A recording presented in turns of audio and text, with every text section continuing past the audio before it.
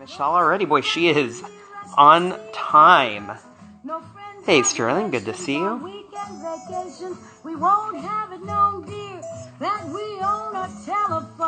And here we go.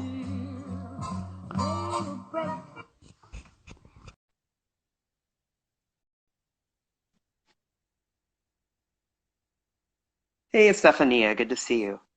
Aha! Hey! Hey! How are you? I'm good. How are you? Good, good. Doing well, thank you. It's another really beautiful day here in Chicago. It's beautiful here in North Carolina too, actually. Nice. I love it when that happens. I had a really great setup for my phone. I'm holding it now because it's charging. But of course, it didn't charge overnight, and then I wasn't on it. Right? Yeah, best laid plans. Exactly. So I always ask this before we start the interview proper. Do you mind telling us where you are and giving us a little view of what's around you? Yeah, absolutely. I'm in. Everyone's running out of the room. I had a little bit of help getting my tea together in time. Okay, so I'm in North Carolina. I was in New York City, and my brother, myself, and my girlfriend were in my very, very small two-bedroom apartment in Brooklyn. And my folks were getting increasingly, anyone who was in New York and was navigating this or might still be navigating this, it's really hard to convince people that you're okay. Navigating other people's anxieties are actually harder sometimes than your own reality. But my dad made a really good argument, and it was if you get sick, um, you're only another body overloading a hospital, and you might not be able to get good treatment. And so the argument was made. And even though my mom's on immunosuppressants, they were like, you can quarantine in the basement. And I was like, great, like the 40-year-old child that I am. So we drove down to North Carolina in a rental car, quarantined for 2 weeks before we interacted with them, not outside, really far away. And Yeah. now I'm in my family's home in North Carolina. So here you guys will get to experience this fun camera for a second. This is what my front-facing camera does, but Oh I always no, turn it back around. No, because it's kind of fun. People are like, "How do you get that effect?" And I'm like, that's really cool. many times. Here, I'm gonna unplug for a second and walk around. So this is the only room I never lived in my house. I think it was my sister's and then my brother's. But my grandmother did Chinese watercolors, so her paintings are here. Hmm. I brought down a little two by four that Nicholas and I made back in the day. The bookshelf is now full of clothes instead of whatever it once had. Well, stuffed animals are still here, but this is the why of North Carolina. That you Uh, just get to. I know. uh, And then over there's the train tracks, and which you can walk, which leads you to cross country trails and bike trails and stuff like that. And then the kids of I don't know the neighborhood and various other places because we're kind of on the edge of a neighborhood into the woods. They've made this intense bike setup by digging. We have the a lot of the earth here is red clay. Um, you may have heard some of those Appalachian mountain songs about red clay, this, that, and the other. Um, yes. my favorites by Gillian Welch, Red Clay Halo. Anyway, so yeah, these kids have made these huge bike jumps and drops just past the railroad tracks, digging up some of the clay in the earth and Anyway, so that's some country stuff going on over here. It's great. That's cool. I'd never worked in North Carolina until about 6 years ago, and now I go to Raleigh, Durham, and Charlotte every year for the past 6 years. And how beautiful! What a gorgeous part of the country it is. I agree. I mean, I always say best state in the union, but Yeah, it's really it's beautiful lovely. because the beaches are beautiful and the mountains are beautiful. And where we live, Chapel Hill's in the middle of the state. It's called the Piedmont, which is Hmm. the foothills before the mountains. So, and there is some nice little hills here in Chapel Hill. So it's beautiful. I can't. Oh, I'm so glad this is where my family is, where my home is. My sister's in yeah. Greensboro, but yeah, this is a special, special place. My wife loves it when I work in North Carolina because I always bring her home at least a pound of pulled pork. Do you put it on ice or something? No, I buy it at the airport. There's Oh, legit barbecue at North Carolina Airport. yes, I know. Actually, at Yeah. RDU, there's that one really good barbecue place. I'm trying to think the name of it. It's not like a chain that I know Nope. anywhere else except for the airport. Well, Come on, at there's least the good airports. Lisa Latouche and I have spent many an evening eating barbecue in North Carolina airports together because Really we happy. usually work together. And yeah, it is one of my favorite experiences is hanging out with her. That's amazing. Um, and drinking great North Carolina beer. You guys have quite a brewery community there. I've never been a beer drinker, but there is Carolina Brewery. I mean, you want to know who to talk to about that? Gene Medler. So you can get him on, Oh, but also tap dance chat. I mean, he can have two separate teas with Gene about various. I mean, he has a wealth of information.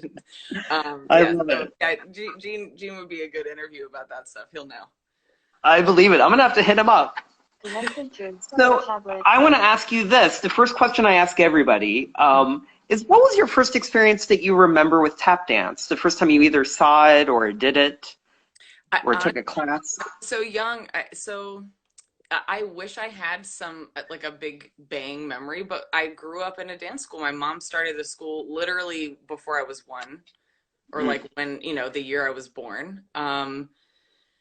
And she, I think, I want to say Jean was involved from the very beginning as the tap instructor, but of course there were always folks that helped teach pre-tap and things like that. So what I can tell you is I absolutely took pre-ballet. I took pre-tap, which is what they call 3 or 4 year old tap dance. And I remember seeing Jean in the old studio. So there was a studio part of a strip mall, and there was this the tap studio was on the side of the like L-shaped hallway. There were a couple studios in the back, and then there was that one. But I remember there was also at some point, and this might be like my weird childhood mind, but I remember walking across the back part of a parking lot, gosh, which I still do to get to my little rehearsal space in New York City. It's like an internal only if you're back there can you walk back there. Anyway, and I remember seeing Jean with older kids and realizing what I'm doing in pre-tap, that's not that.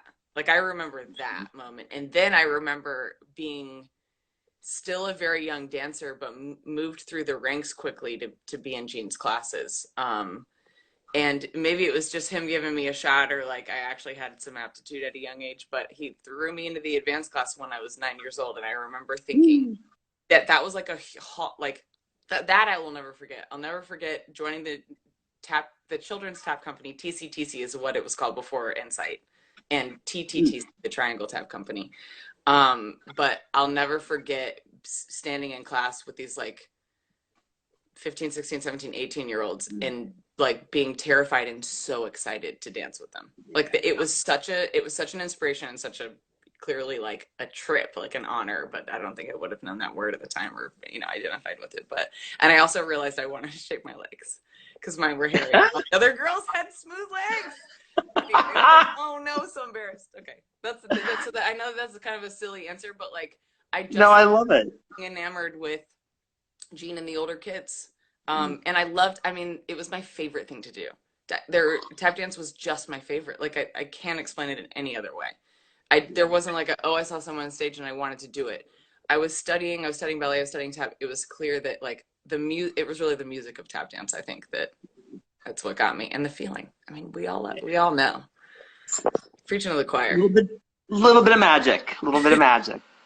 What are you drinking? Show me your mug. Oh yeah, okay. So I did this just for you at the last second. Wait? Do you have a stomp mug? Oh, nice. I got it for you. I used it for my Lisa Latouche interview and for you. Oh, thank you. That's really sweet. You're welcome. So And what did you see? this is I think really important right now, but I also the real truth, the reason I brought it to the table today is because the back is this. And that's what I'm gonna say, Mark. I almost wore a Jayhawk shirt, and I want you to know, I pulled back. I'm wearing my Twin Cities Tap Fest shirt for Kalina, Okay. because I love I love her. But I almost wore I have many Jayhawk shirts, as I'm sure you probably have many North Carolina shirts. I do. Way too many. And I could have worn like there's actually strangely because this room is like a guest room and my mom stores things in it. There's a drawer full of the exact same Carolina shirt. I think they were trying to give them to some folks at church or something. I don't know. Anyway, so I'm with you. I love it. Yeah, it's funny. My dad is one of those people who is almost poetic about his love for sports. And so for him, as much as he is a Jayhawk, I mean, he got his bachelor, master's, and doctorate at KU. He loves North Carolina because of the historic connection Yeah, with no, Dean that's what I was Smith, going to say. Roy Yes. Williams. Yeah, it's deep. And I Yeah, actually it's did know this, and then we're basically we could just have diatribes until you actually get to the point for the entire hour. But I do want you to know this. Dean was a supporter of the North Carolina Rhythm Tap Festival. He would come to the shows, and I remember in I think the last time he came, which was, he wasn't going out in public that much towards the end of his life. I mean, his daughter is a dear friend of mine. Actually, both of his daughters are very good friends of mine from high school and from a second marriage. So he and Linnea would come, and she was saying that he was so moved by Arthur Duncan's performance because it's his generation. yeah. He was really, so just like shout out to Gene supporting tap. I mean, to Dean supporting tap dance, and also for the Yes. Gene connection, and then just also, yeah, he's a really incredible person on top of being that incredible coach. But that's kind of obvious, I think. It is. Yeah. Well, that's one of the things North Carolina and KU have in common. They don't just hire great coaches, they hire great people. Yeah, So, Roy, and I think yeah, Roy Williams is great, isn't he? incredible. Yeah. Yeah, I love him. So, okay, we'll talk about tap now, but we had to address that because We it just is texted deep, about it, right? y'all, and he was like, Uh, "Don't ask about this because it'll get contentious." And I was like, so I know the answer to this, but I think it's important for people to know. One of the things that I love is this concept we have in the tap community of lineage. Yeah. And I don't know why. I'm always curious, not to tangentialize. It's interesting to me when I talk to my friends in the ballet and jazz and modern even community, Right. it doesn't necessarily seem like they have the same concept the way that we do. They don't hold it as dear as we do. "No." But I'm fascinated by it. Would you tell us a little bit about your mentors? And if you can, tell us about your teachers' teachers, your grand teachers. I'm always interested in tracing things back and finding our common roots. I will say this. My mom, who's a professional ballet dancer, she is very mindful to tell me the origins of things. And I think also just because that exists in my family culture, that Yeah. tap dance family and that being my other family or part of my family is a big deal. But so Jean Medler is my first major teacher and childhood mentor, but really life mentor and mentor in tap dance, period. And I want people to know this about Gene, in case you don't interview him anytime soon. He started tap dancing when he was 27. He wasn't tap dancing his whole life. He fell in love with it. And that is why he was so eager to find what is going on in tap dance right now. So he went to the first gathering in 1980 in New York City with Jane Goldberg. And he went to the the festivals in Colorado and Portland. And I think it was Colorado that was this big turning point for a lot of people, also including ACA Gray, which was Honey Cole's residency. And that was such a turning point. I mean, granted, there were many shifts, and I was a very young person, but I remember them as a student because he came back. He came back from, I want to say it was the first year in Colorado or whenever that residency was, and he goes, "We're changing everything." And I was like, I was just excited. He was just like and also what I love about Gene is he's a philosopher, and he believes in, having the most compelling and engaging way to teach. So he is constantly learning. He sought to education for himself throughout the entire period and still does of my studying under him is, I think, what has taught me to be a better teacher.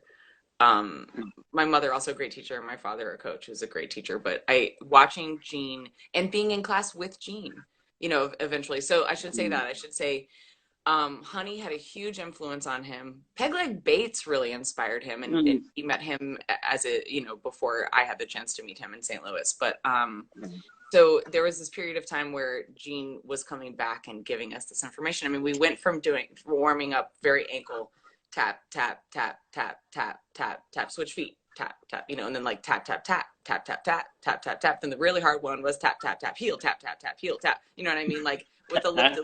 Anyway, so then after that residency, he came back and we were doing these like sitting in the floor flaps, you know. It was just like a we're swinging for the warm up, and it changed the game. So that's I have that to say for Gene, just like being in that era where there wasn't a lot going on, but he went and found it, and because of that, that's why you and I met so early at those very, very, very first, literally I think the second St. Louis festival was the first festival I attended as a 12 or 13-year-old.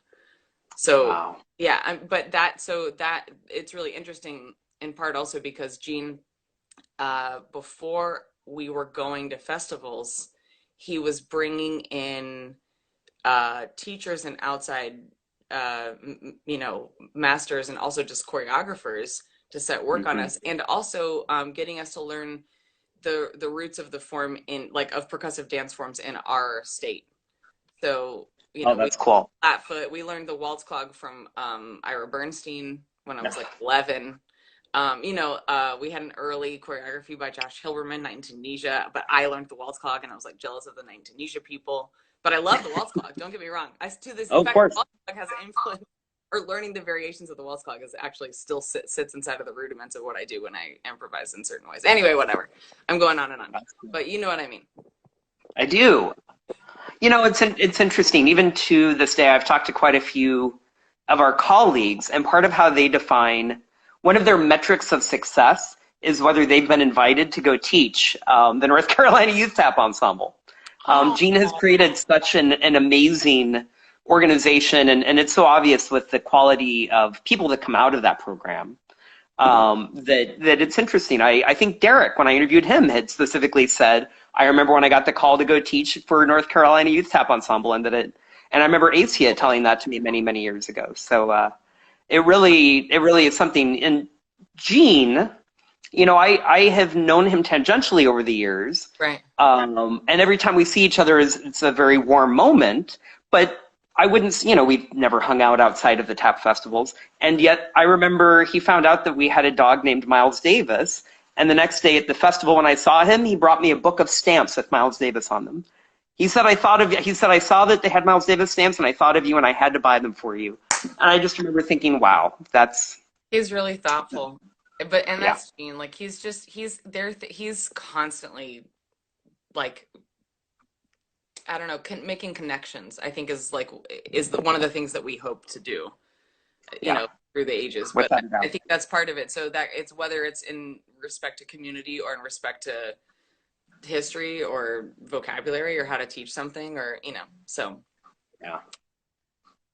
Oh. So like I said, I was gonna say that Gene sought out the masters as they were being brought back to teach. That's a huge part of the lineage that I'm a part of, and for my generation, considering that Derek is a little bit older than me, Dormisha, they come from very specific lineages that have a relationship to a school or a place, and that Gene literally started the lineage that is this place, and so I'm honored to be a part of the beginning of that, and that. And I should also say this, in that very first year in St. Louis in those early days, the relationships that Gene and he invited us into them, we were children or early teenagers, because there was a handful of folks older than me that were with us.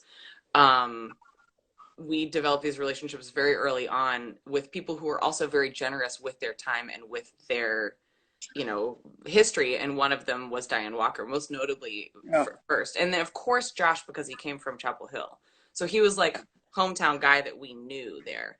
But Diane embraced us immediately. Yvette Glover also very charismatic and kind towards us, the children of the company, and adored Gene. Diane tells a great story about how she and Yvette used to fight over Gene. I'm so glad I didn't hear that until I was like an older person, or like you know what I mean, like it's like talking about your parents being hot and you're like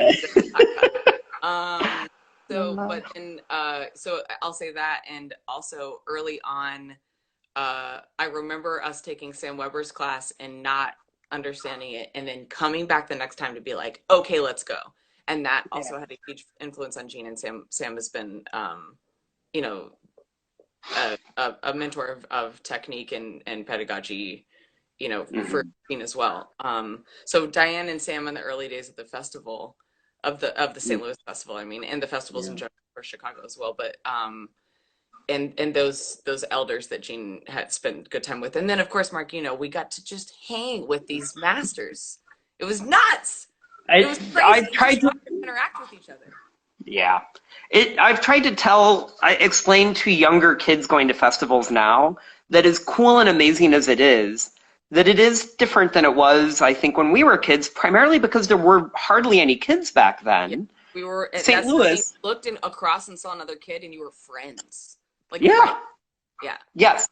And because there were so few of us, I think the elders felt like it was really, I feel like they made an extra effort to give us time and stories and encouragement because they really saw us as integral to ensuring that the art form was going to continue. Yeah. And I remember St. Louis, so it was you, me, Jay Fagan, Sarah Savelli, Yeah. uh, Robert's two kids, of course, Robin and Robert.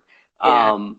But there weren't many of us. I mean, I can almost name all of us because there were so few. Yeah, and I Um, remember the entrance of the like kids that are just a couple years younger than me, and that's like Tap Squad from Seattle, like yeah. and Hannah and Maya and I just still joke about those days. Like Hannah had the nose ring, and I wanted a nose ring, and my dad like kind of like Jedi minded me out of getting one. And anyway, and so I remember that, and then I remember meeting the Flintstone Hoopers for the first time as well. Uh, So, Allie and also a very young Kendrick and Francis and Candy throw herself against the wall. Anyway, so but also I was really grateful because of these connections. So all we knew were the St. Louis Hoopers as really a group of young people. Of course, there's you, Jay. Like there are some folks that are young, but seeing yeah. this other group of young kids, and then so we got to early on. I want to say it was 14 or 15. Hang out with TWA and we knew Bakari had come out of TWA, so it was like, oh man, this is serious. And Hmm. Noble, I remember there were these like killers of the time. Um, anyway, and also Joe Webb was about to go to Noise Punk. Okay, so that must have been like when it was at the Public instead of this, so maybe it was 95, 96. Anyway, whatever. I'm just trying to like put some dates. Yeah. But yeah, it was really cool. Like Mark, that I remember being like I said this to you earlier, but I remember being in a jam with you and like six other people in Savion and Carlton Yeah. talking trash from the corner. Like I just like those times, and also just when the jam was so small that the teachers were in it. I remember Mm. Barbara and Sam and Yes. Diane all being in the. Yeah, that's right, Barbara for a number Yes. of years in St. Louis as well. Also a Yeah. great influence on me as a teacher. Brenda as well. I didn't meet her until a few years later, but of course. So blah blah blah. I could keep talking about that forever. Yeah. Well, it was a magical time. I'm really glad. I'm always happy when I talk to somebody else that was there because you almost have those things where you think, wow, did that really all happen? Like, did we have access to all those people and that kind of little crystallized moment in time when we still had that generation and they were present and able to be there? Was really something. Is there anything that Gene or any other or any other meddlers, any other mentors have said to you that has stuck with you? Is there anything that you still hear in the back of your head, like before you go out on stage or when you're I about to create a I wish piece? I wish I mean, I strive to embody this constantly, and I say this all the time, so people have heard me say it a million times. But Gene says, "Dance to express, not to impress," and it's just the most important thing you can embody this is my perspective, but to embody as an artist, it's so Hmm. especially because I think in part because we were so inspired by those masters who were also innovators in their own right and stylists. That when you went out on stage, do you remember those years when all of them were sitting on stage? There was a Oh year yeah, in St. Louis when like I want to say it was Peg, Fayard. I'm not sure if Harold had passed yet. Maceo. Maceo for sure. And I wanted to Yep. say this. Maceo was one of my favorites to just hang with. No one talks about Maceo Anderson enough, and he Oh, he was great. was so funny. He would just tell you some stuff, and also just like hit the way it wasn't just what he told, it was the way he told it.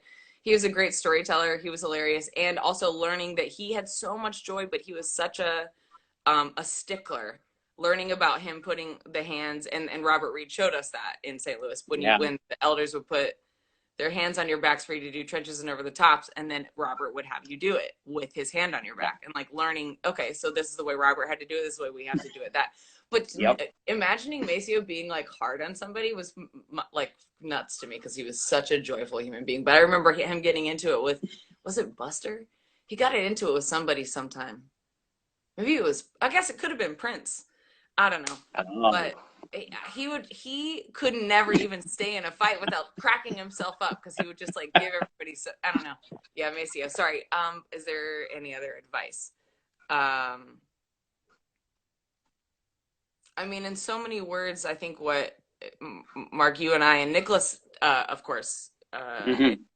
you know, a handful of other folks in our generation, I think what was imparted to us so significantly was you have to learn this and then you have to make it your own. You have to Yeah, learn this. You have to find a way to embody this. That honestly, you can't just imitate. And you should. You have to. You have to understand the style, and then you have to sure. find. You need to find your own voice, and just that as a part of the jazz tradition, as a part of our tradition, was a really important thing. I'm trying to think of. I mean, there's so many esoteric things Jimmy Slides said over the years that, Oh but my they God. mean something to me personally. But it's not like a piece of wisdom that I Yep. could give to everyone. But I mean, Gene is full of a lot of quotes like that. But the one I mentioned, "Dance to Express," that's it. Man. And it also just reminds you, and I think that's why I started talking about all those masters again. It's just that you so desperately wanted to make them proud, wanted to impress them, and doing that was just to sit in the music. It's just to Mm. make that music, you know, just to, yeah. And anytime you could incorporate something they taught you, of course. Oh yeah, Yeah, yeah, it's really special. indeed. Tell me this, what is dancers throw around this term technique a lot. And Mm. I find that the word technique, I feel like in some dance forms has very specific meanings, or it's often pegged to a specific person, like certainly within modern, right? There's Horton and Right. Graham, etc. Good. In tap dance, what does technique mean to you? And what technique would you say that you utilize when you dance? Okay, because I both studied with Gene, under Gene, and also would take class with Gene. I loved the I loved the care with which he took observing the way different teachers would do things. Mm. So uh, I guess that there's a number of different answers. One is just literally the way you approach the floor with your foot and your Hmm. leg and your whole body, because we are all skeletons and we all have muscles and we all have bones and ligaments and various other things. And where you hold tension and where you don't changes the sound. Um, how far from the floor you let the foot fall or a part of the foot fall changes the sound. Um, whether you let go and allow something to happen or force something to happen changes the sound. And that those different ways of moving involve your body learning that those pathways is Mm. technique. Whether we want to call it technique or not, it is technically a technique. It is a Hmm. mode of function for the body. So a lot of what you do, what we all have done in tap dance, and that, a call and response way of learning, or having something demonstrated and trying to get into it. Sometimes the sound and I might say almost every time, for me the sound will dictate what I'm trying to do with my body, but I've Hmm. already learned how to do it at such a young age that I'm not thinking necessarily about technique, even though now I teach and talk about technique, meaning what are we doing with our muscles? Are we holding tension here? Are we using this? Are we not using this? This tone is here. Placement is another thing, where we're putting the foot in relationship to our body or in relationship to our weight. So yeah, and all of those things changes our music. Yeah. So to identify what kind of music we want to make, um, and this is another thing I really love that Gene would say about tap dance, is that the dance of tap dance follows the function. So the reason we move like, Mm. let's say we use a big arm for a wing, is to get ourselves off the ground, literally, and then hover near the ground while making multiple sounds and landing. So, and that is a strange technique, isn't it? to have to get off the ground for as long as you would leaving the ground by feet, hover above the ground and create these sounds. So that's why our arms go up. That's why our chest lifts. That's why our legs shoot out and execute in this direction. So that literally the look of tap dance comes from wanting to create specific sounds. Now then, of course, there's style. And a lot of the folks that we grew up with as living masters were also stylists. Without a doubt. And still Hofers. I mean, I think that's another thing that, we shouldn't get into it today because it could take over the rest of the conversation. But the tap dancer versus Hofer conversation often has to do with really you're only worried about your feet. Whatever, that people define it a million different ways. But I think that there are stylists who are Hofers, and I think that there are Hofers that aren't stylists. And you can go in a lot of different directions. But I love defining technique by what's the sound that we want to create and how do we want to create it. I love it. Love it. Tell me this. This is a question I often ask with a very precise intention, in that I'm a dancer. I'm in my mid-40s now. I've certainly had injuries in the past few years, and I know many dancers that have. Have you had any major injuries or setbacks that you had to come back from? And do you mind telling us a little bit about that? Breaks to me are not major injuries, but they take you out for a couple months, or they can. You could also dance on them, which is stupid. Yeah. Done. So I've broken the fifth metatarsal on both my feet, but I didn't have any major except for a sprain, and I will never forget that sprain. Well, two sprains. One was in high school, and I kind of don't count that, even though it was absolutely. Oh, and then there was that time I had one of my cuboids removed, and I'll never forget. I couldn't dance at that jam in Brooklyn, Teddy's, that Andrew had hosted and started, and Yvette was so mad. She was like, "What are you doing?" And because I was still playing soccer, I'd played for NYU my freshman year, and then I was like, "I don't have enough time to tap dance. What am I doing?" But then by my junior year, I'd been convinced to become a part of this rec league, amateur league, whatever. And then we were playing in these New York City fields that have holes in them, and my foot went in such a way that one of the bones in the middle of my foot went out of place. So then I had to wear this thing to push it back into place, and they gave me a cane. That was the first time I had a cane. I know, I couldn't do it. Where I lived in Brooklyn, I couldn't get away with walking with a cane. Anyway, it was just the late 90s. It wasn't going to happen. So what I'll say about the breaks, though, so I was very lucky. I had one sprain in my 20s. And actually coming back from that, I'll never forget having to learn Salt Peanuts and Jason Samuel Smith's original Charlie's Angels. And I remember going into, it wasn't even a real wing. It was like a mock wing on the left, but standing with your weight on the right leg. But it was really quick, and I would feel this little something, and it was that sprain. And I was like, ooh, this is that thing that stays with you. So I learned that, but that's no big deal. It's not like I've torn a ligament or something.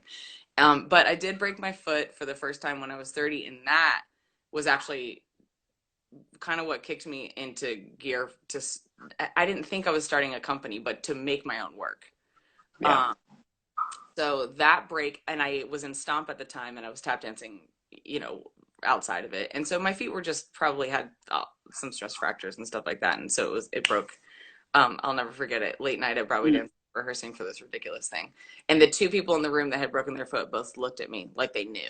And I was like, don't do it. Anyway, Warren Craft and Courtney. With that said, I broke my right. So, then I did the right thing. I waited a full 2 months, because they tell you 6 weeks. And I was like, if I'm going into Stomp, I'm going to want to throw my foot into the ground and have no worries at all.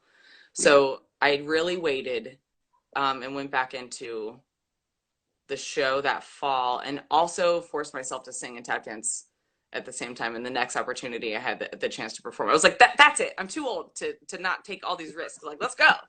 So I did these things that would have embarrassed me before, but I was like, I broke my foot. I'm not getting any younger. Let's do everything.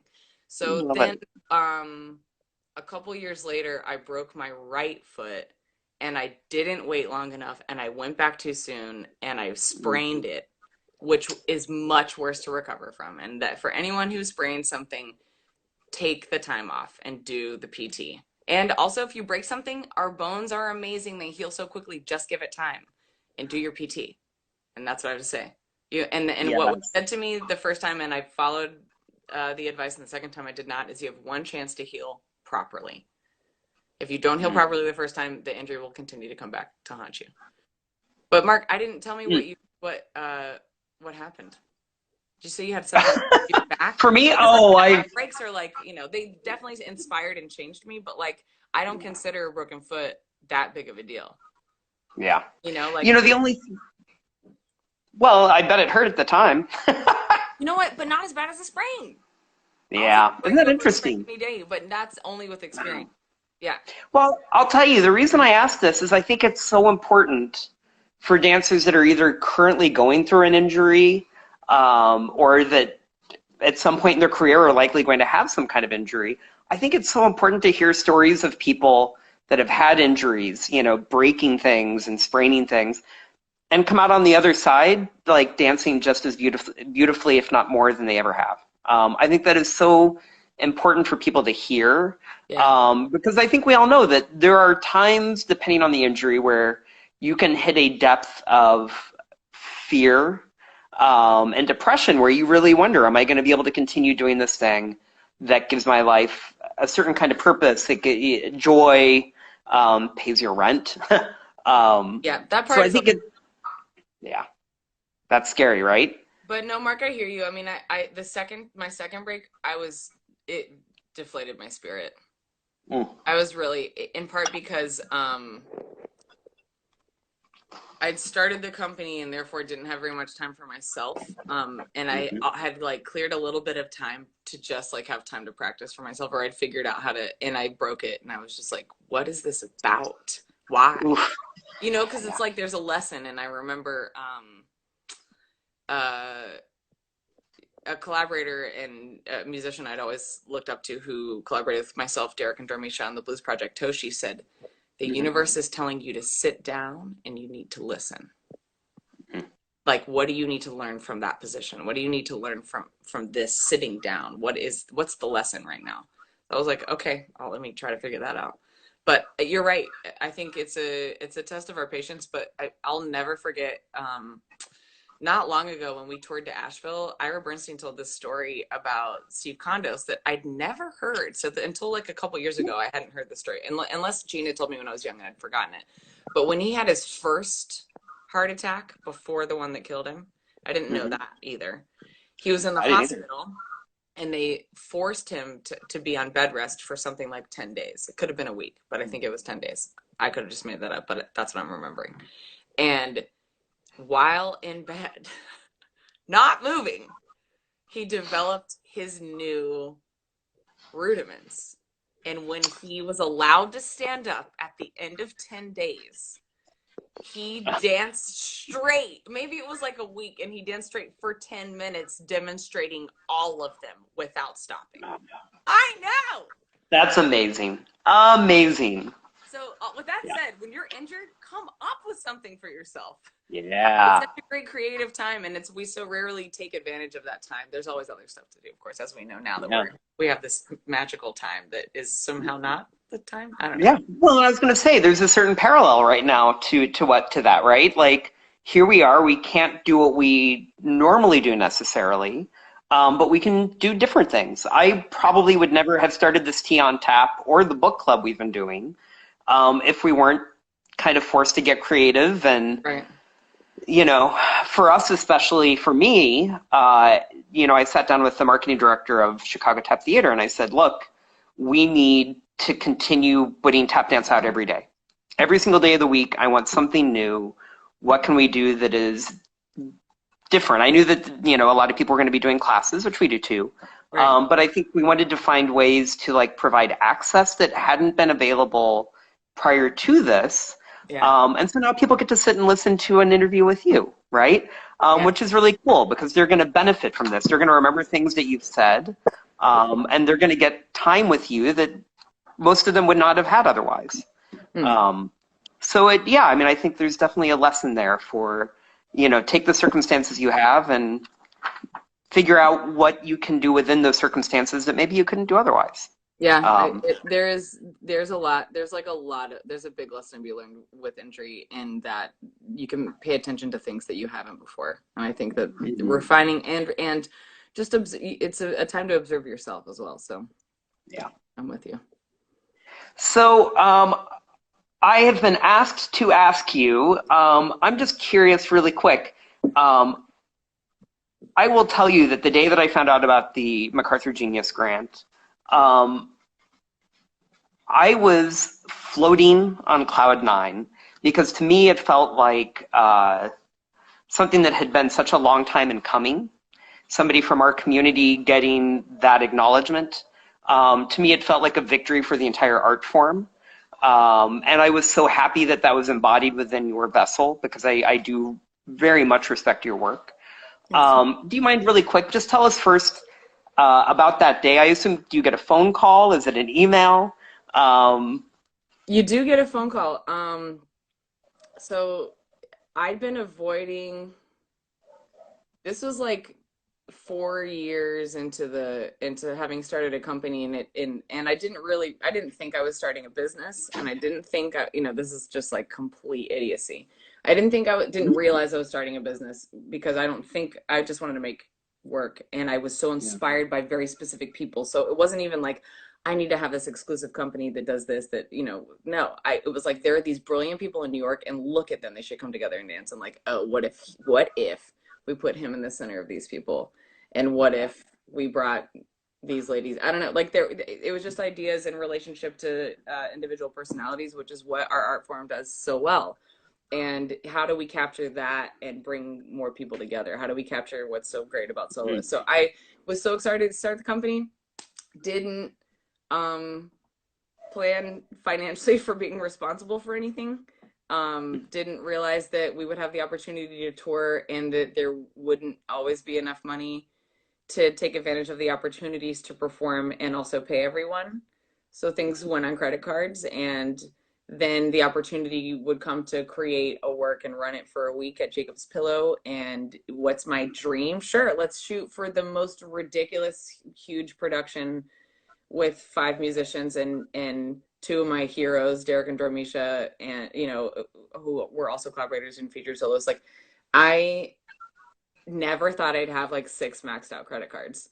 So I thought the phone call coming was a creditor because they call all the time. And so I avoided it for days. It was like this unknown number. Like, oh, I was like, golly, which one is this? Because I was like, at least I thought I was making my monthly payments enough at that point to just keep, like, I thought I'd settled the stuff that had gotten really bad. It was all on pause. I was like on the verge of bankruptcy, so I was just, I was just trying not to look. If there was so much else to do, I could avoid looking. But so I didn't answer it until it came again when I was rushing. I was on the platform in my home stop, Marcy, on the JMZ in Brooklyn, and I was like, ugh, I'm just gonna get it. And so I answered it, and I was like, hello, like ready for it to be a creditor or a recorded an answering machine. And this one was like, hello, is this Michelle Dorrance? And I was just like, yes. And I thought of saying, no, she's not here today. Like, I almost, like, you know what I mean? Like, it was just that time period where I was just being so, there's a lot of that. So, and it was the opposite of that. It was, and then I can't remember the next question. I don't know whether I asked that woman if this was a bank or a credit card. I don't know what happened, but I said something, and an entire room of people laughed. I could hear that it was a conference call or that they were on speakerphone. And so this woman said she was calling from the MacArthur Foundation. I was like, holy shit, maybe that was when everyone left. Because I knew, of course, the legacy of that organization. And I was also terrified, of course, because Mark, sort of as you said, we would just want the community to be acknowledged. I think what's strange about it is that it's one person, and I get that I was working hard and making a lot of work, but what about my heroes, and what about the people that inspired me that I believe are way more brilliant and had a larger influence on our culture. And it's so that for the community, it's amazing. For me, it feels like trash, but I don't really mean that. It's also a tremendous honor. I just need to say it's hard doesn't feel like trash. That's terrible to say because their foundation's amazing that they do this. But yeah, it's I believe in accepting it for the community, but not for me as an individual person. Well, and I'll say this. I believe because you won that, you will not be the last tap dancer to ever receive that grant. And somebody had to be the first. And I think you're just a absolutely lovely choice. So I'm glad that you were there. And I remember watching you do press at the time, and I thought you did a really nice job of constantly deflecting all the plaudits thrown your way and really crediting the community and really crediting our ancestors. And I thought you did a really beautiful job. I mean, So, also our peers, you know what I mean? It's just like yeah. mad. But I think I appreciate that, Mark. Yeah, it's weird, but it was like I then like I was on the I had to get on the train. It was late, and I got on. I went underground, and I was like, oh crap, I lost it. So then I was like, well, I guess at some point I could afford to take this cab, so I just got out. I was like, you know what? I understand that that might be possible, you know. Yes. So just that I knew I would be out of debt, not meaning like I'm gonna be rich, like go take cabs. I just realized I could honor this moment by getting out and continuing the conversation, and not being a penny pincher. You know? Well, thank you for sharing that story with me. I really appreciate that. Certainly you have so many different sides of you as an artist, as we all do. You're a soloist, you're an improviser, you're a choreographer. Specific to your choreography, how did your work in other people's productions, like Stomp?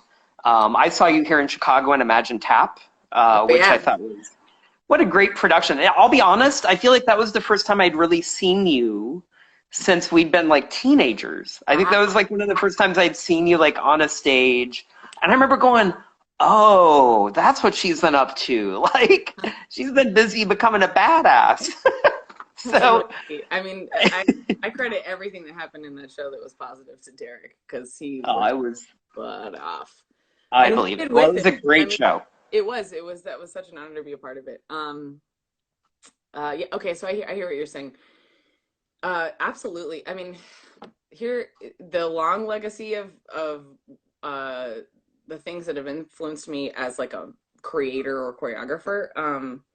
Even before Gene was bringing in, you know, as you mentioned, a couple of people saying like it was an honor to be invited to work with Insight. Like, it was what a unique experience to be a part of Insight. But even before Insight, my mom, who had been part of these, you know, National Ballet in DC and Elliott Feld's company in New York, had been a part of, you know, classical ballet pieces, but also story ballets. And she started a company here with, you know, youth and great students, and would make these fantastic story ballets, not always traditional.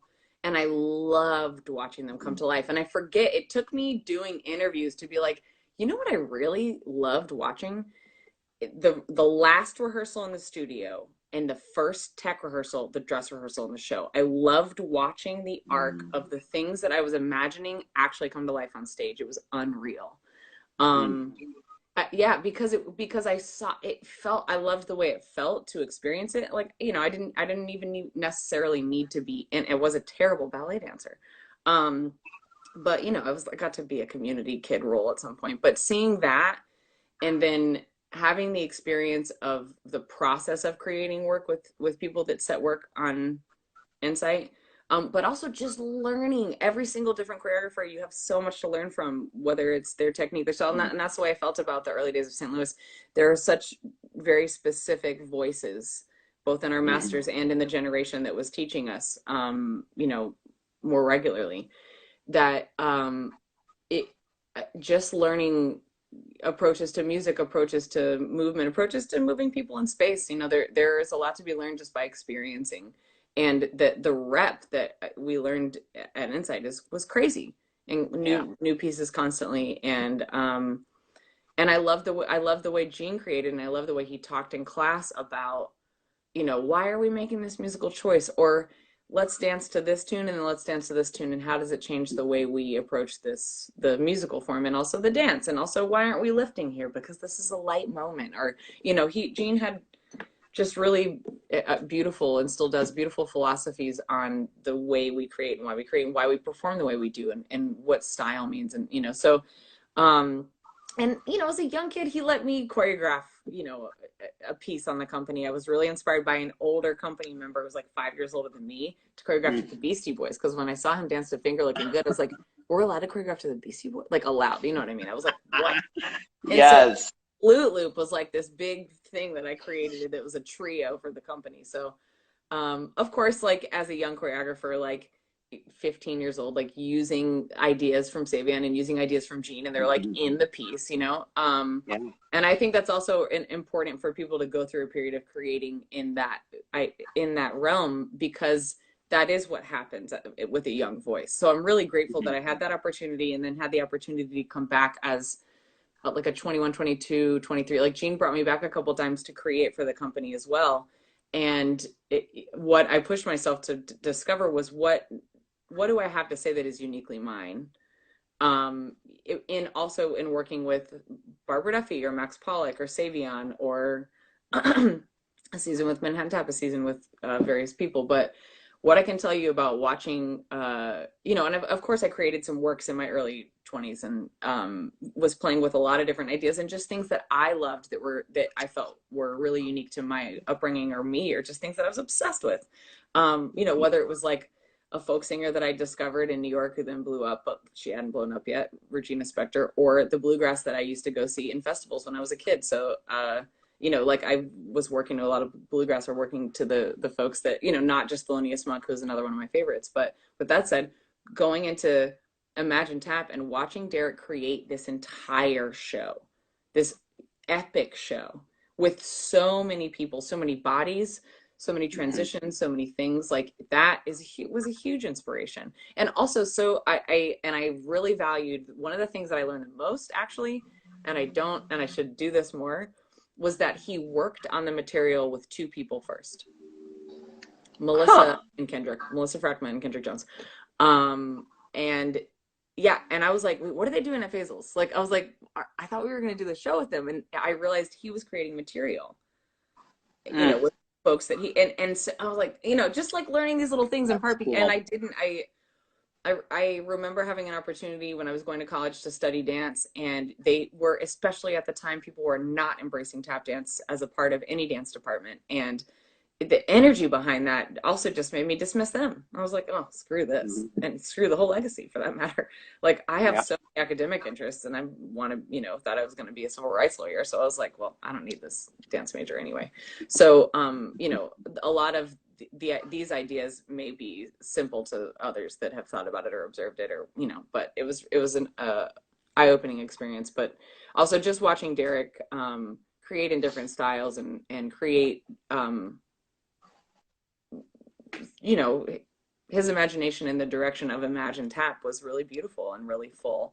And I also really valued that he saw those of us in the ensemble, myself, Jared Grimes, Chloe Arnold, Joseph Wiggin, Jason Janis, Kelly Kalita, Jessica Chapuis, like Jamani Taylor, like Jamani. But I just mean to say, like, that group of people, he allowed us to be soloists inside of being an ensemble. And that is something that I valued tremendously, wholeheartedly believe in. And that is one of the reasons I always want to try to create that opportunity inside of choreography and my company as well.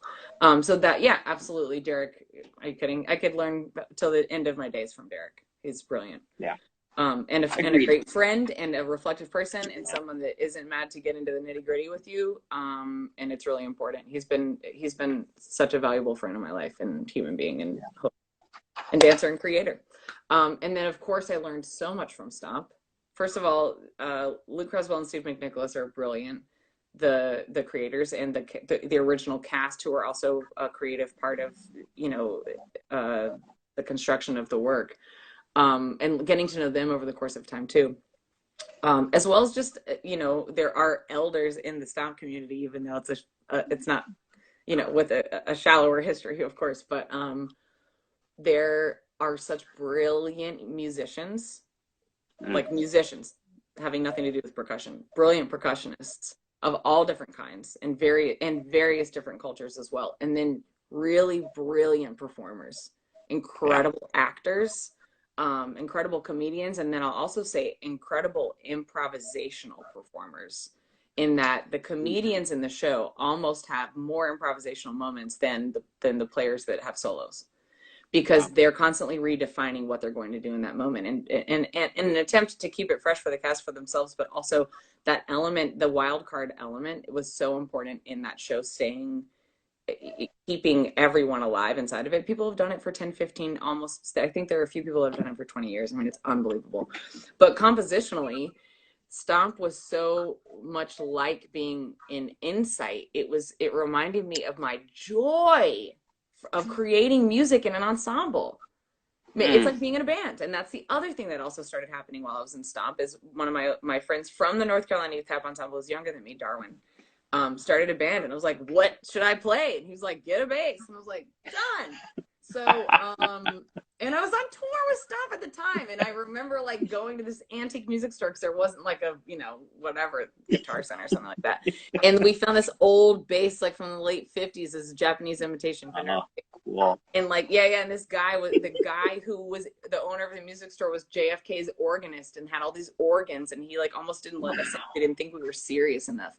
Me and Justin Miles, also a tap dancer, we picked up that bass together, because he could play every instrument. Anyway, so with that said, Stomp had a huge influence on the, like, that, the value of groove in your compositional voice.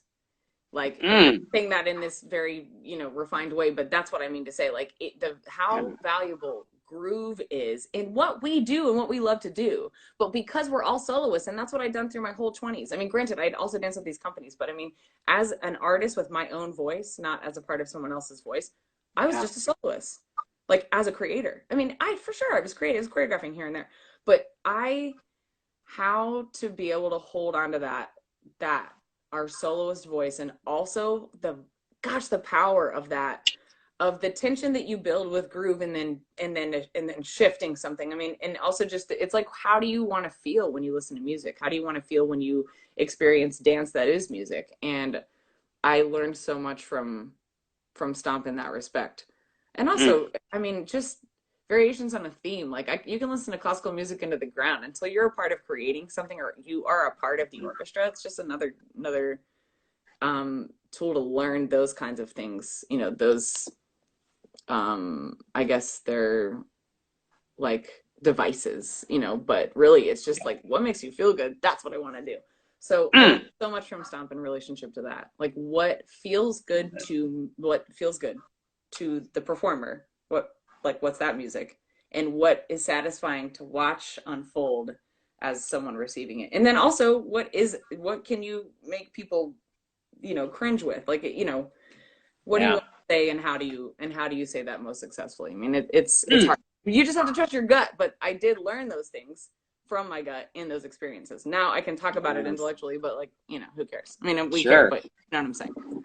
Sorry, So Michelle, I just ran, Mark. I'm sorry. I loved it. So listen, this is the perfect time. We're going to take a 30-second pause to end this stream and start a new one, because Instagram has an hour-long limit. You're going to want to come back, everybody, because when we do, I'm going to ask you about your upcoming Broadway show, which I feel like that's some real tea, because I feel like that's something that's been a little under the radar with everything else going on right now. You're right. And then we will have our 2-minute tap lesson. So I'm dying to see what you're going to be sharing with us. And then we will have our rapid riffs, and we'll take any questions that you have. So please check right back with us in about 30 seconds. See you in a hot second.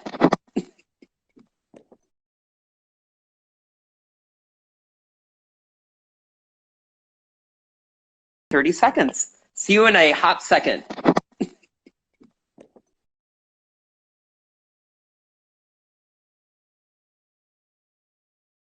Back. We're going to give Michelle a second to find us again. I wouldn't be surprised if she doesn't want to refill her tea really quick before spilling it for all of us. Boy, hasn't this been a great discussion so far? I have to say, it is everything that I thought it would be, which is erudite, interesting, and engaging. Here we go. Mashed D's.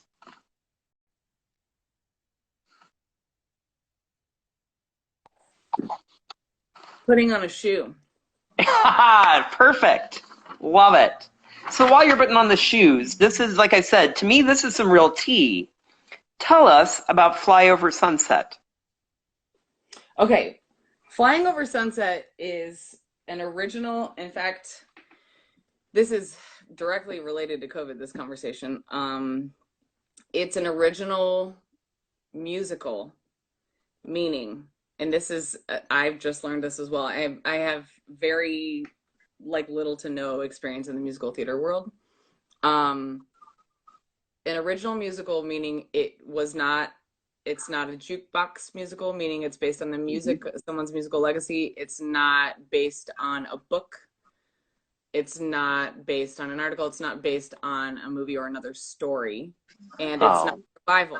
So it is an original work that the author created, or the authors. So James Lapine, who mm, basically invented an entire legacy of musical theater, a kind of show. He notably to many people, Into the Woods and Sunday in the Park with George, falsettos amongst many others. Um, he is the writer director. Michael Corey mm. is the lyricist, and Tom Kitt is the composer. And he saw our company perform at the Yard on Martha's Vineyard. Wow. And he was writing this work about four really, but three principal characters who are all real people. One that we all know, Cary Grant. Mm. One that a lot of us will know, Aldous Huxley. Oh, sure. Oh yeah, get ready for the subject matter of this. And then one that not as many people will know, and I didn't know until I read up on her, Claire Booth Luce.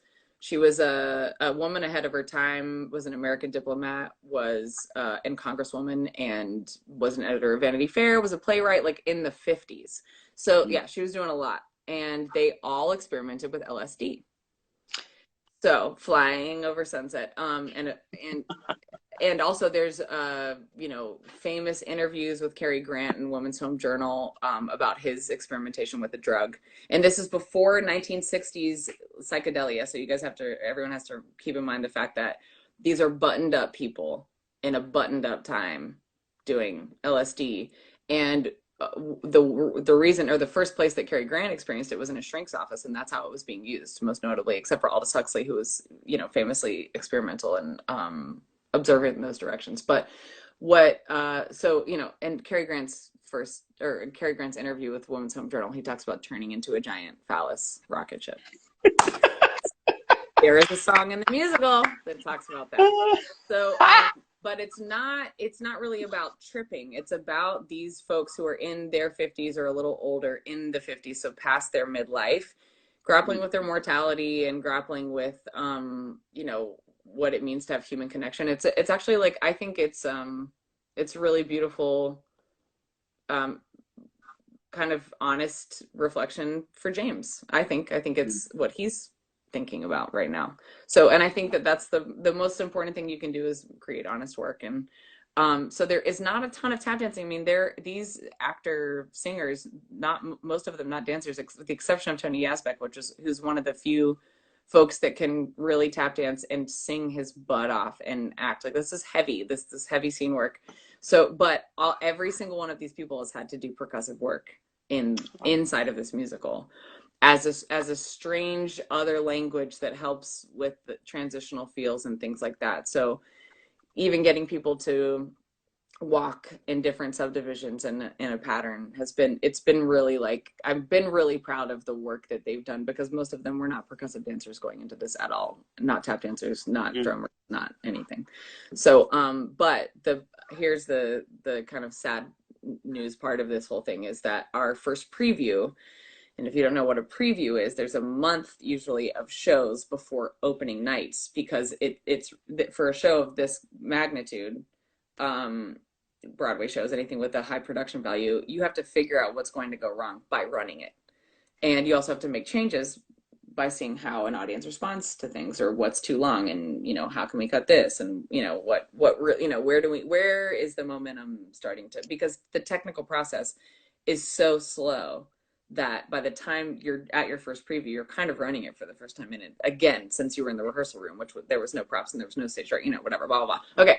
So the first preview was the night that the Broadway League closed all shows, but that was important for everyone's health. That doesn't mean that still didn't happen for a few people that were able to or allowed to attend. So we did our first preview that wasn't for the public, one more run just to keep an archive of it, so that when we return to it in the fall, which is the idea, that we'll know what we're doing in September. But I have to say, in that there wasn't very much dance, and I had an amazing associate choreographer the entire time, Melinda Sullivan, who's a great collaborator and someone who has a bunch of experience in musical theater world and very much that hat. And I thought she would be a really important collaborator for this project. I just had such an incredible time. The cast is such an amazing group of human beings, each uniquely talented with a unique voice, and learning from James was incredible. And it was also really difficult to not run the room, because I just realized, like, I'm used to being like, we're going to make the most efficient use of time. And he's like, no, just wait, we'll fix that in tech. And I'm like, oh, it's like, I'm like cringing, but I'm also used to not having enough time. Still, there's not enough time, by the way, but so Flying Over Sunset is really unique, a really unique story. And so basically it's, you know, facts about these people's lives, but then the big fictitious part of it is that they meet kind of by accident, and maybe something will happen from there. So I don't want to give it all away. But I can't wait. Well, I'm dying to see it, Michelle. Yeah, it's the only original musical of the season, if this is still considered part of the season. But so we'll see what happens in relationship to people being allowed to gather and see live anything, which deeply affects our community. And I'm really curious to. Oh, LL, I see you. I'm just, like, trying to avoid looking at the comments because I'll get. I know it's hard not to, but I like to keep moving. Mwah. Yes, I know. She's one of my favorite people on earth. Lisa's Sunshine, right? Yeah. Yeah, Sunshine. I know. Agreed. Well, Michelle, I have to tell you, a lot of people, this is their favorite part. It is time for the 2-minute tap lesson. You have 2 minutes to teach any step, concept, idea, whatever you want. It's your 2 minutes. Take it. So I used to really annoy the crap out of everyone I was in rehearsal with before I had to lead rehearsals, with this thing that I used to do. Now, for those of you, I love to teach things that people are like, could you just explain how to do this? But I'm just going to teach you a Michelle-ism that, whatever, I'll get there. And it changed. It changed when I learned a little more technique. So the thing that I used to always do, just when when you're standing around in rehearsal and blah, blah, blah. Oh gosh, I didn't put pants on. I have boxers on. Sorry, guys. Okay, so I was going to put shorts on, but I didn't do it. Okay, so I'm going to stand over here. Does that work for the viewing? Perfect. Yes, we can see your legs. We'd just be standing around talking, or like, what are we going to do next? And I would always do, I learned to call that a flip from Jean. I drop that toe and I do a third in this direction. And I just do, like, I would just stand there and do it. It was just like this thing, like, and Barbara Duffy, she's like, what are you doing? What is that thing? But during the period of time when I was dancing with Barbara, also dancing with Savion, I was also working as, my solo practice to get the 4-count slurp, or the repeating 4-count thing that Sam is a master of, that Nicholas Young master of, and really one of the only people at the time in our generation that was just killing it. And I'm talking like, this is like, I'm 21, 22, whatever. Anyway, so because I had practiced around phasals, shout out, just doing this, I've told the story a million times, I learned how to do the heel toe by letting it go. Then this thing, instead of being this, it became, and I would just, because of that is why I love to roll that these steps this way in particular, you know what I mean? Like that. So, but the step that I'm teaching is just this toe third, some people call it. California shuffle, some people call it. Flip, yeah. And you drop a toe here, and then you just a nice closed third or a slurp. That's what I've always called it. And then this guy is literally the toe.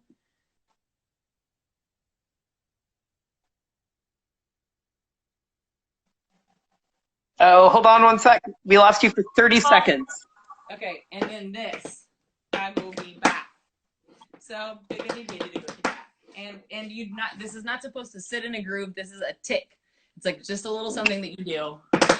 You can, if I count you in. Oh, 1, 2, 3, 2, 3. Or you can do. You know what I mean? So that's really it. And that was like the worst teaching ever, but I just want you guys to know that's the annoying little thing that I would annoy people with. Forgive me, Chris Brown. I love that. As a younger dancer. Love it, love it, love it. I find I call that flip I call it a ripple, and it is the most satisfying step to just do all the time, right? It just feels so right to rotate that hip, straighten the leg, and get those 3 clean sounds. You know what I mean? Love it feels good. Yeah. It does feel good. It is kinesthetically satisfying. Well said. Yes. All right. So, rapid riffs. Here we go. 9 or 10 questions. One or 2 word answers generally. Some of them you can give more words if you need. Okay. Number 1. What tap shoes do you wear? Capizio K360s. Taps tight or just a little loose? Now in my later life, tight. I used to do a little loose when I was younger. Interesting. Yeah. Favorite song to tap dance to? You have one final song to tap dance to. What is it going to be? Oh no, it can't be like that. I was about to have this list of different kind of tunes. One final song? That's it. That's awful. I'm devastated. It's not supposed to be easy. No, that's so hard. I had like a 5-point answer. Okay, one final song. Like, let me shout the song out. Oh,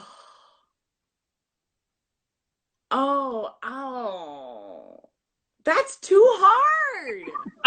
All right, what are your 5 songs? Give me your 5. Well, I was gonna say, as a young person, I fell in love with this Thelonious Monk John Coltrane album. So instead of a song, I could just say the album. Sure. Because also, in part, also because the Ruby My Dear on that is one of my favorite recordings of Ruby My Dear. I would never have wanted to really dance to it when I was young, but understand, the nature of moving into a ballad like that. But I also really love Duke Ellington's Fleurette Africaine as another ballad that I would never want to touch as a tap dancer. Like there's some things that I don't want to touch. Like I think of those kinds of things, but there's so much on that album, the Money Jungle album, that I love to dance to. So it's like two of my favorites. But yeah, I mean, that's really too hard. A huge fan of Mayfield. You could just put on a Curtis Mayfield greatest hits and I'd be happy too. I was gonna give you like some ideas. But yeah, last dying song, you'd have to like give me some real time to think about that. I saw those questions and I was like, I'll answer with 100 songs. Let me think about that and I'll give you a. All right. Favorite composer? That one's also really hard. I'm a huge fan of Monk. Aren't we all? So my short answer would be Thelonious Monk. I've also recently worked with a contemporary composer, Caroline Adelaide Shaw, who's a killer. And I just wanted to say that because it's so rare. Someone like her, I would never have had the opportunity to had I not been working with Damien Wetzel. So, but Monk's one of those faves. I shared, Sam Weber, I think, said Monk too, and I was telling him one of my favorite kind of fun facts when I teach, because, I teach jazz history, one of my favorite facts about Monk. So the most recorded jazz composer of all time, Duke Ellington and Strayhorn, right? Now, Stray and Duke wrote over 1,000 compositions. Yeah. The I mean, second most recorded. those two are could Oh, also easily be a contender. Like, I mean, and most I don't certainly. mean to just jump on that. I really mean that. No. Well, and I'm a huge, because I teach kids, I'm very conscious of representation, and I always talk about Strayhorn to the kids, Yep. because he's the rare example of a figure in the 40s that was relatively out of the closet. Yeah. So really fascinating, cool guy. So Monk wrote, I think, 74 songs in his life total. Second most recorded jazz composer of all Oh time. gosh. So cool, right? Make it Monk. count. Anyway, favorite tap dancer. Oh, here's what. This is a good one for me. I love this one. You're in 4/4 time. Do you count in fours or eights? I count in fours. Yes, thank If you. I need to do the translation for folks they're having a hard time turning around, I'll make the point to teach like this is the way we count musically, and if it's helpful for me to count the full phrase for you guys, Yeah. Favorite tap dancer to watch who is no longer with us? I'm gonna just say the current two that I've been watching recently that are kind of folks that I go back to quite a bit, Jimmy Slide and Raymond Winfield. I think in part also because we're in quarantine and we can't move, but like they're favorites regardless. I'm like just seeing people move like that. Yeah, those guys are two of my favorites of all time. Yes. Favorite living tap dancer to watch? That's also impossible. Oh, I know. Like, yeah, that's really impossible. But I'll tell you who recently is bringing me so much joy and is one of my favorites. So I'll say this, Star Dixon, man. In part also because she was just writing about being out of shape, and I'm with you, Star. You're probably not here, but I want to tell her. I understand. Yes. But I've been like working really hard to stay in like cardiovascular shape. We have to do it. But yeah, there's so many folks. There's so many folks that I love to watch. But in part because I've recently seen some things that she shared with the world. Star, I'll throw it out there. I'm a huge fan of hers also. Favorite choreographed tap piece you've seen or done? That's also really hard. Like, Michelle, these aren't supposed to be easy. No, but I couldn't. I don't think I could find an answer for that. It's been so. Yeah, there's too many. There's too many. Does people have one? Has anyone said one yet? Yes, pretty much. I mean, I don't want to make you feel bad, but pretty much every other person I've interviewed.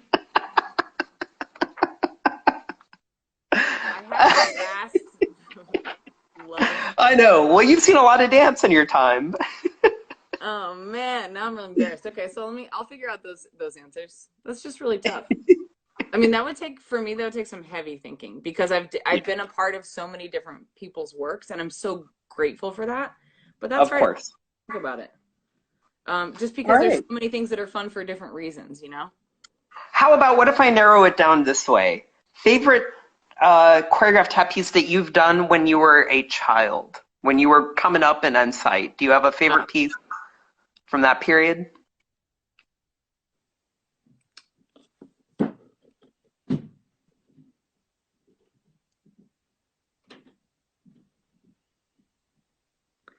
Oh, that's tough. Okay, I'm gonna give you two. Do it. So I'm considering child under 15. I don't know. Perfect. I mean, yeah, that sounds good. Teenager feels like, I don't know. So before that time period, I might have been 15 actually when I learned both of these pieces. It's possible. So that's just like, I was like, was I younger than that? No, I might have been right around there. Savian's had a piece on us that just felt so good. It was the first time that we ever learned a long phrase, a full piece from Savian. And so he had some of my favorite music as a young person. Huge influence on me. I should have said that also back in the influence question. Like Savian, I would not be the dancer I am without Savian Belver. And Josh Hilberman. So Savian said, "Just do it." And Josh Hilberman set a piece to Medeski Martin and Wood's "Last Chance to Dance" trance. Try that too. I love Medeski Martin and Wood. What I love about both of those pieces is it's heavy ensemble. There is some occasional counterpoint or canon or polyrhythm message, but both of those pieces have so much unison, like groove, again, but also intricate, very intricate work that I love doing it with people. So those two as a young Hmm. person, those were two of my favorites. Love it. See, now that answer was worth waiting for. That's a nice Thank you answer. I for like that. narrowing the spec, and also what I'd seen. Like that was too much. Okay, sorry. Oh, then you're going to hate this. What single tap performance have you seen that you remember the most vividly? That's really hard, but I might say there's one particular concert in St. Louis, and I couldn't tell you the year, and you were probably Hmm. there. But I remember the reason I remember it so vividly is we were in the wings. Ah, And like because we were lucky enough as a youth ensemble to perform. And I yeah. remember eventually seeing one of the adults, like it could have been a Barbara Duffy or I just remember seeing someone get down on the ground and then being like, oh, great, this is exactly what I want to do. And I Mm. remember all of us laying on the ground specifically for Sam and Savion. And then I'm trying to think if that was the year that Peg came up, and when he was given an award or he was being honored, he took his crutches away. Or no, he used them. First of all, and then he might have taken them away, but he used his crutches and his peg, and then maybe like also took them away and did something like those are the things that I remember my vantage point in the wing Mm. towards where the people were on stage. Like those, Love some of it. the concerts were some, but that one in particular, I could say Mm. I remember most vividly. You can go back in time and see any one tap performer or tap performance. You can go back any time. Back. Honestly, Yep. I'm gonna say whatever the hottest, the best Woodman Sisters show was, Mm. because Hi. we've never seen them, and the Yeah. way they're written about, and the way everyone respects Alice, and the way everyone respects that organization, and what and Yep. the artists and the innovators inside under the umbrella of that show that probably changed constantly. Yep. Whatever they would think is their best, that's I would want to see that. Love it. Best venue you've ever played? That's also really hard. But you want to know what just one of my favorites Yeah. is was um the basement of Smalls. Just Mm. because of the and also because I went there so much growing up in New York City and watched the Yeah. changing of the tides there. Mm. Finding that tap dance was welcome. Of course, we think it should be, but that was really special, and having the opportunity for one of our own when Michaela started hosting the jam there was just really special. So Mm. that's a kind of a historical answer, but like a thing that Yeah. really felt like it mattered, but it also just feels good to be there and Yes. to make music there. Yeah. Finally, addressing the great controversy of our time. What count do you Oh, start the second step of the Shim four! Sham Come on? on! It's a Thank question. you. Thank you. It's not even a question, right? LA, I want you guys to come for me because I used to always and Gene too, and we all, and I remember telling Gene because I learned it from Leonard, and I was 15 and I went to a festival by myself without Gene in the company. My friend Cara Yeah. Janowski did, we were both dancing with Inside, and I got to hang out with Farid quite a bit and Leonard, Yeah. and I was like, Gene, I got to tell you, Leonard says it's on the one. He's like, no, it's called the push beat machine. I'm like, I know, but he's telling everybody they've been doing it wrong. He's like, no, no, no. Like he was refused. He was like, you're pulling my leg. He just like didn't even think I was being serious. And then of course we all changed, and I've changed back so hard. And there is a video of Leonard doing it the other way. I found it. Anyway, Yes. I thought, and I would just say this, maybe Leonard was just playing a joke on us. I like to think that because He had a great sense of humor. Yeah, and so maybe, I don't know, he was there. Do you remember the class in St. Louis where he and his wife was in the room and I think assisted, and they went through an old vaudeville routine that he used to do apparently in the late 30s or early 40s, word for word. They did like 3 minutes of material. And I remember it because I'm not ashamed to admit, I walked out of that classroom tears down Wow. because it was such a sweet, cool moment. I mean, I was lucky enough to go to the Portland Tap Fest many years, the Boulder Tap Fest Right. one year, and then I probably did St. Louis maybe 10 years.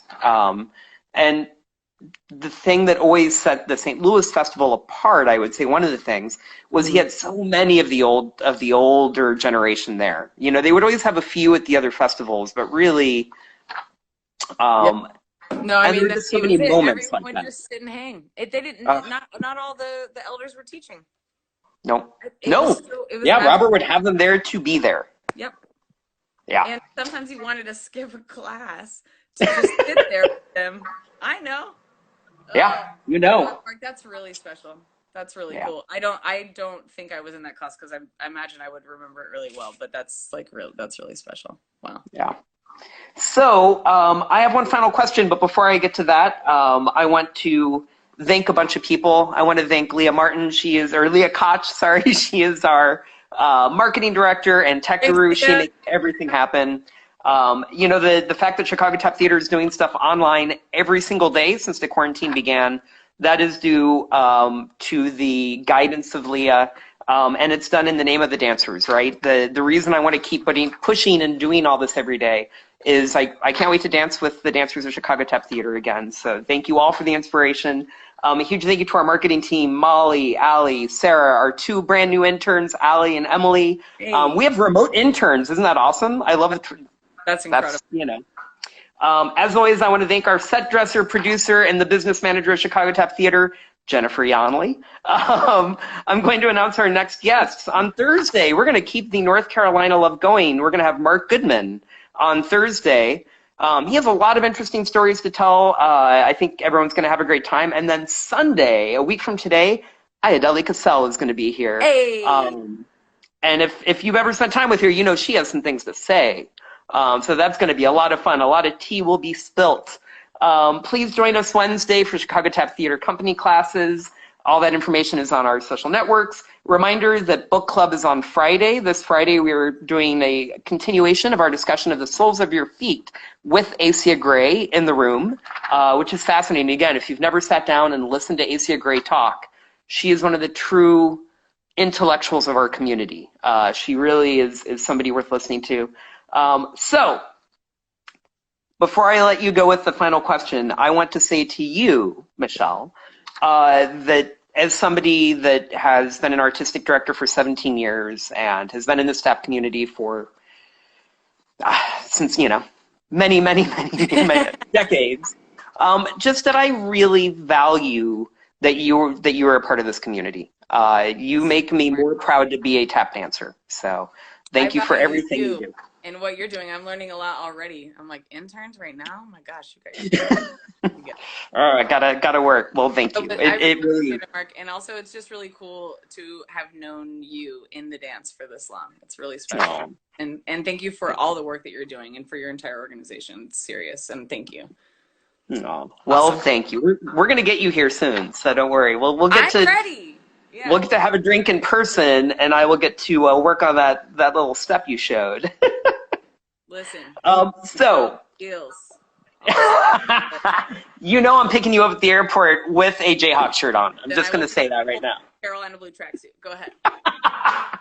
So, our final shuffle. When you shuffle off this mortal coil, how do you most want to be remembered as a tap artist? Oh crap! I really didn't think about this.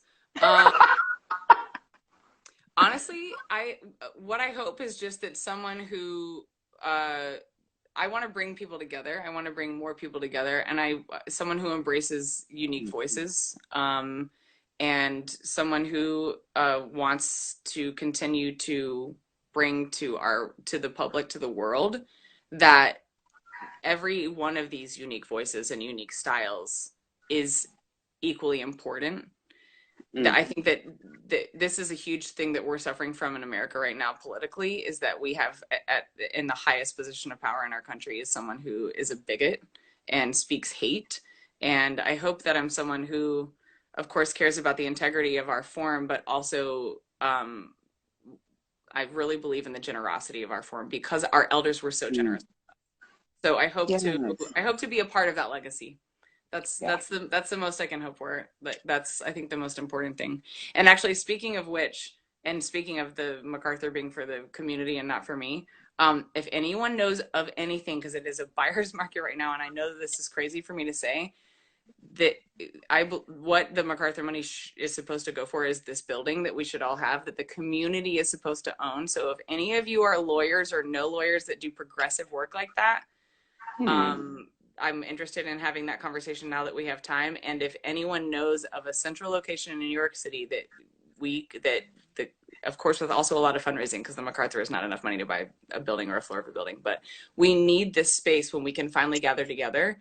More and more spaces were being taken from us in New York as this time was approaching.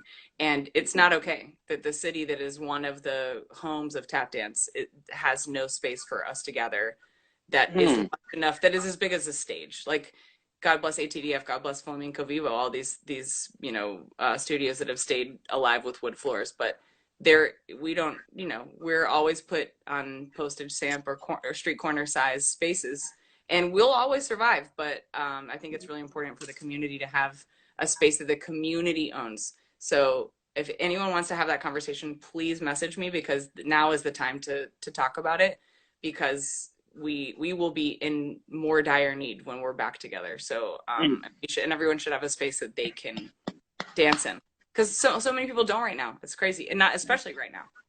Anyway, Thank you, Mark, for allowing me to. Yes. Oh, what a great note to go out on, Michelle. That is some important truth you just laid out. Thanks, man. Thank you so very much, and I can't wait to talk to you again. Thanks, you too, Mark. Yay. Thanks, everybody, for watching. Thanks. Bye, everyone. Bye, Michelle. Ta-da.